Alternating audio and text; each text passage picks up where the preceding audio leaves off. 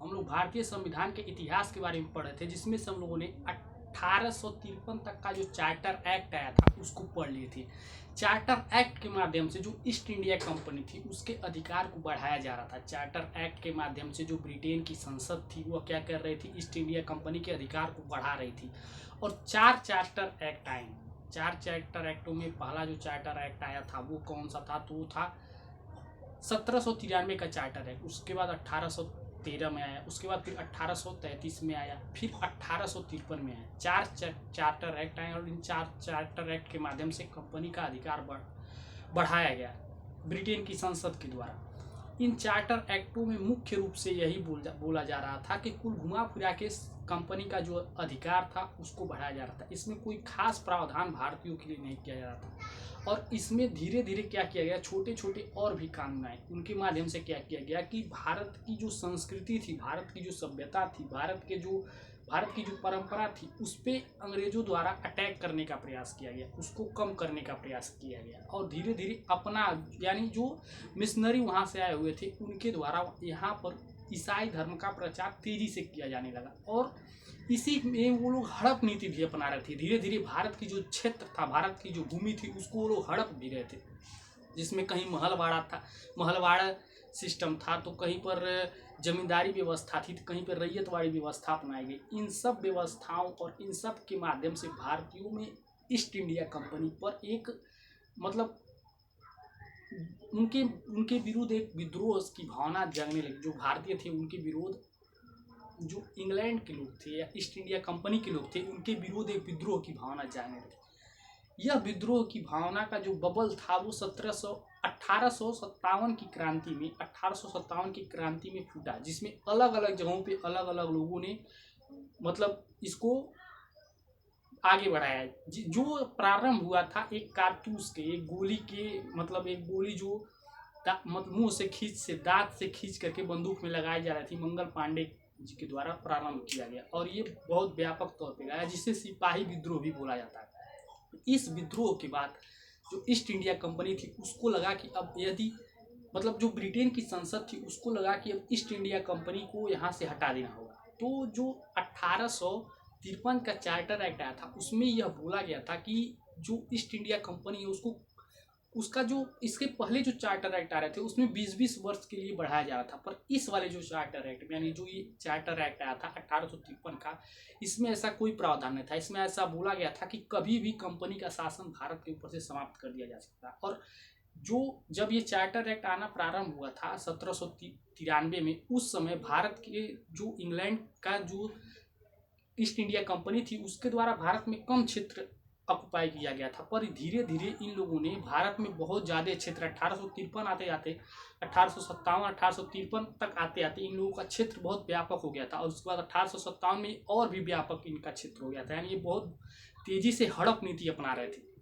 उसके बाद क्या हुआ, 1858 का जो भारत शासन अधिनियम आया, यह 1857 की क्रांति के बाद आया। और इसमें क्या क्या प्रावधान किया गया था, इसमें जो पहला प्रावधान किया गया था कि भारत का जो शासन होगा वो महारानी विक्टोरिया के अधीन हो जाएगा। यानी भारत में शासन कौन करेगा, भारत में शासन महारानी विक्टोरिया करेंगी, इनके अधीन ये चला गया। यानी भारत का प्रतिनिधि अब ब्रिटेन की क्वीन करेंगे, यानी उनके क्षेत्र। इसके पहले क्या था, इसके पहले ब्रिटेन का इसमें प्रत्यक्ष रूप से कोई योगदान नहीं था, अप्रत्यक्ष रूप से था ईस्ट इंडिया कंपनी के माध्यम से, बोर्ड ऑफ डायरेक्टर और बोर्ड ऑफ कंट्रोल के माध्यम से। अब बोर्ड ऑफ डायरेक्टर और बोर्ड ऑफ कंट्रोल को समाप्त करके एक नया पद बनाया गया, भारत का सचिव का पद, भारतीय सचिव, जो कि वहाँ के कैबिनेट के मंत्री के पद, जो एक कैबिनेट मंत्री का पद होता था और उसकी सहायता के लिए 15 सदस्य होते थे। देखिए, भारत का गवर्नर जनरल का जो पद था, जो भारत के गवर्नर जनरल थे, देखिए भारत में पहले गवर्नर बने, फिर गवर्नर जनरल बने, फिर बंगाल के गवर्नर जनरल बने, फिर क्या हुआ, फिर भारत के गवर्नर जनरल। जब भारत के गवर्नर जनरल बने तो 3 गवर्नर थे। कौन कौन गवर्नर थे, तो एक मद्रास, बम्बई और कलकत्ता के गवर्नर थे। इन सबको भी समाप्त कर दिया गया और मतलब इन सब पदों को रखा गया, लेकिन जो ये भारत के गवर्नर जनरल बनाए गए थे, इन तीनों गवर्नरों को लीड करने के लिए उस पद को समाप्त कर दिया गया। हालांकि मतलब उसमें समाप्त नहीं किया गया था, इस पद को रखा गया था और वाइसराय के पद को भी लाया गया था। पर धीरे धीरे क्या हुआ कि वाइसराय का पद और इन दोनों पद को संभालने के लिए, चूंकि ऐसा व्यवस्था किया गया था कि जो भारत का गवर्नर जनरल होगा और जो वायसराय होगा ये दोनों एक ही व्यक्ति होगा। तो धीरे धीरे इन दोनों पद को एक ही में मर्ज कर दिया गया और कौन बन गया, वायसराय का जो पद था वही रह गया। बंगाल भारत का जो गवर्नर जनरल का पद था वो समाप्त हो गया।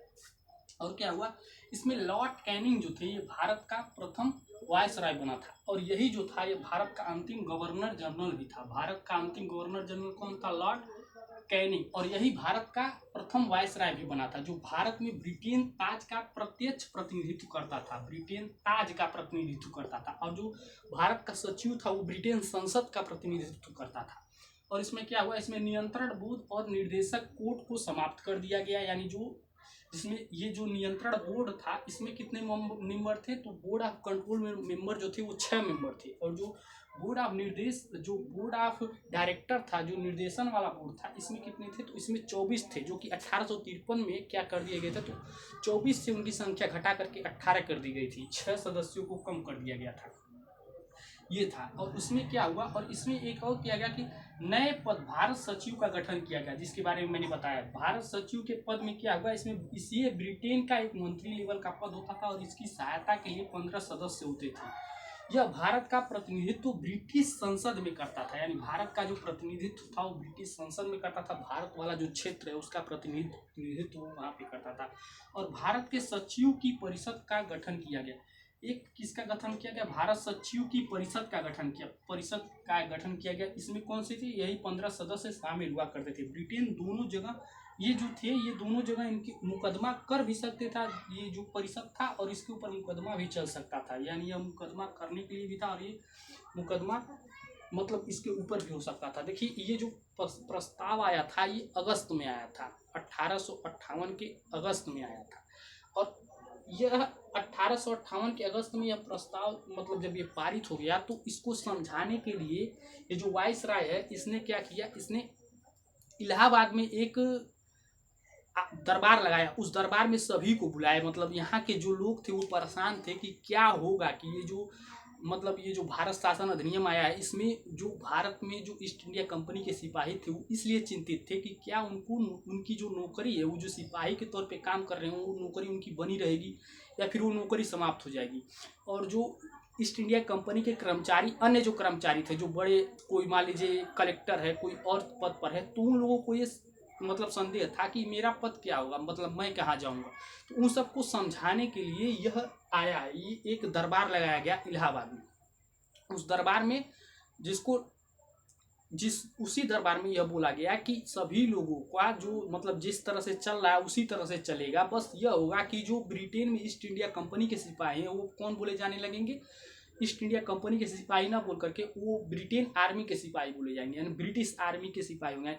तो क्या हुआ, डायरेक्टली जो लोग भारत में सिपाही के पद पे तैनात थे वो ब्रिटेन आर्मी से जुड़ गए, ब्रिटेन आर्मी के मतलब सैनिक बोले जाने लगे। और इसमें यह प्रावधान और उसमें यह भी समझाया गया कि अब क्या होगा कि अब हड़प नीति नहीं अपनाई जाएगी, यानी लोगों की जमीनों को अब ब्रिटेन नहीं हड़पेगा, जितना है उसी पे बस प्रशासन करेगा, अपने क्षेत्र को बढ़ाने का प्रयास यह नहीं करेगा। जितना क्षेत्र वो कब्जा कर लिया उसी पर अब बढ़िया से सुव्यवस्थित तौर से शासन करेगा। बाकी अब अपनी जो क्षेत्र विस्तार की नीति है उसको अब यहीं पे बंद करता है। तो मतलब यह सब उनका कहने का केवल था, वैसा कुछ बदलाव जनता को दिखा नहीं, मतलब एक तौर से एक फॉर्मेलिटी थी ईस्ट इंडिया कंपनी को, यहाँ पे कोई बदलाव खास दिखा नहीं, बस मतलब कागजी तौर पे बदलाव हो गया। तो धन्यवाद, यही था 1858 का भारत सरकार अधिनियम। जय हिंद।